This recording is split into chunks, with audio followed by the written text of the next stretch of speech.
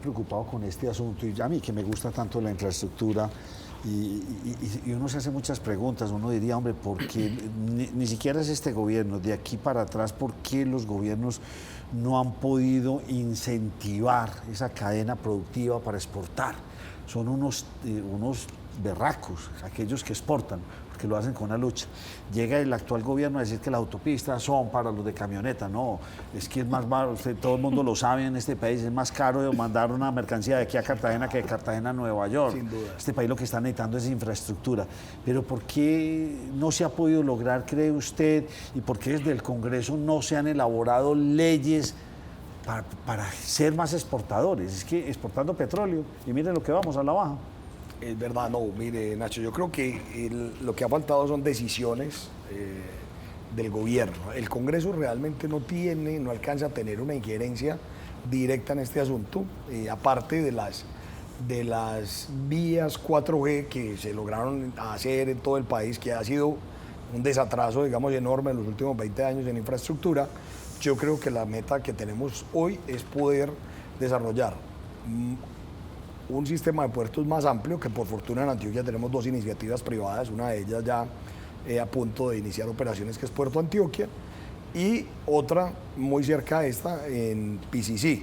Creo que eso nos va a dar en Antioquia una proyección gigante, porque tenemos no solo mayor cercanía que Buenaventura y que Cartagena y que Santa Marta, sino que nos va a permitir demostrar que desde el sector privado sí se pueden hacer estas inversiones. Y también vamos a requerir una serie de aeropuertos multimodales que nos permita mejorar ese sistema de exportaciones. Senador, ¿por qué este gobierno no va a dejar ninguna gran obra?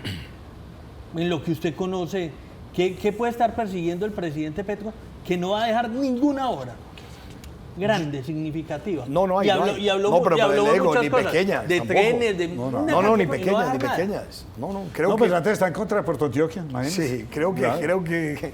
Del túnel del Toya, qué enemigos, si el gobernador no le pone las botas y se pone, sí, eso lo perdemos. Sí, es cierto. No, creo que la estrategia es muy clara, la estrategia del presidente es muy poca obra pública en las regiones, no obra pública en las regiones, él con su propia visión, pero más que eso es que están guardando el dinero para la etapa electoral. Siento que la estrategia del presidente es llegar a las elecciones del Congreso con una votación muy alta para tratar de incidir de manera clara y directa en la segunda vuelta presidencial. ¿En qué va su investigación? ¿Usted por qué está vinculado al Polfa, policía, aduanera? ¿Eso en qué va? Nacho, mire, en eso yo tengo que decirle que yo en mi vida he cometido muchísimos errores, pero jamás en mi vida he participado en actividades delictivas. Si no, yo no sería capaz de sentarme frente a los antioqueños a decirles que voten por mí, que soy un hombre que ha hecho cosas y que va a hacer más con la experiencia y el conocimiento que tiene. Y eso, digamos que de acuerdo a lo que hemos podido indagar, ha sido un asunto muy dirigido desde ciertos sectores del gobierno, y lo tengo que decir. Y por esta razón fue que acudí a la Comisión Interamericana de Derechos Humanos a pedir protección. Mire, todo este asunto, y yo no lo he querido ventilar públicamente, pero a usted lo tengo que contar.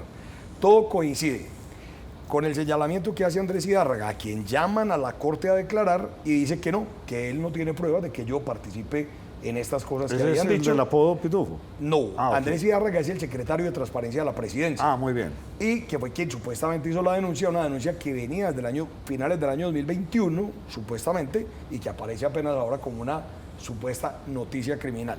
Pero esto coincide con que el tipo llega y dice, no hay pruebas, esto es una declaración en otro proceso que me llegó a través de un anónimo y llegó a mi despacho en una bolsa de tal manera, una cosa ahí absolutamente inverosímil, pero el magistrado, afortunadamente que lo interrogó, le solicitó con mucha precisión información y datos que él no pudo entregar.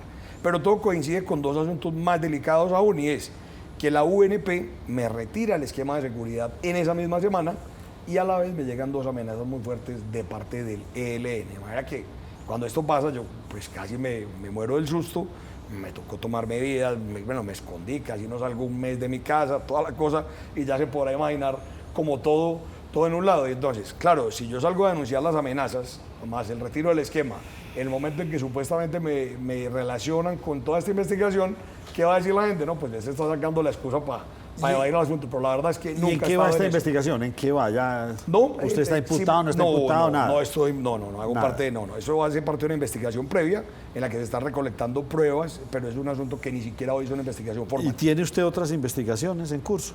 Tengo otra investigación que llegó a través de un anónimo hace unos años, hace 3 años, cuando era presidente del Congreso, pero también se encuentra en investigación previa. Ahí también han practicado pruebas, han hecho de todo, pero también se encuentra en investigación previa. Entonces usted Así no es. está imputado, No, simplemente cero, está en no, los no. procesos investigativos donde dicen no hay pruebas para que sigamos No, con esto por y lo que usted no está y diciendo. digamos que la investigación previa lo que hace es que le permite al investigador, al magistrado en ese momento, recaudar ciertas pruebas para determinar si hay mérito para abrir una investigación formal y vincular a la persona mediante indagatoria, porque el sistema de los aforados es ley 600, es la ley anterior, o si definitivamente lo que tienen que hacer es inhibirse de abrir la investigación y dejar que las cosas sigan. Gustavo Bolívar por estos días hizo una propuesta en un programa radial de decirle a todos los candidatos que quienes se vayan a lanzar al Congreso si estarían dispuestos a votar positivo la reducción del salario de los congresistas. ¿Usted firmaría eso? Sí, sin ningún problema, claro que sí, pero con una condición. Siempre he sido crítico del salario de los congresistas, pues usted lo decía hace un rato, usted es del sector privado, usted dicta charlas, usted hace parte de juntas directivas, trabaja en el canal, hace asesorías externas. Claro, es que el Congreso debería ser gratuito, no deberían pagar, pero deberían levantar las inhabilidades e incompatibilidades para que la gente pueda ejercer su profesión liberal. Es decir, yo soy abogado, que yo pudiera ejercer mi profesión como abogado litigante o como abogado asesor. No le con puedo- ciertas ¿Un congresista no restricciones. puede hacer eso? No. No puede hacer eso. No. No, porque Nacho, y por eso es el salario alto, porque en un momento determinado se buscó, el término fue profesionalizar el trabajo del Congreso, entonces se buscó que lo que ganaran allá fuera lo suficiente para que no tuvieran que tener un trabajo alterno, intentando blindar de corrupción que nos entraran dineros de otra forma, hasta que llegamos a esos salarios mega absurdos que ya conocemos Que ha de los sido, ojo, legisladores. que ha sido culpa del presidente de la República, porque el salario de los congresistas, afortunada o desafortunadamente, según desde la óptica, sí, pues sí, para los congresistas debe ser muy afortunado hoy en día, pero para los que están afuera no, que está ligado al salario mínimo. Y quien más ha incrementado el salario mínimo en los últimos Claro. 3 años ha sido el actual gobierno, casi un 40%, de manera que lo que ha hecho el presidente es un favor A los salarios congresistas. altos se los subió. Claro, ojo, y el presidente podría hacer una reforma constitucional y decir, desligamos el salario de los congresistas de acá, pongámoslo en tal monto y que sea un salario. Como lo tienen los empresarios, que un empresario, aquel que se gane muchos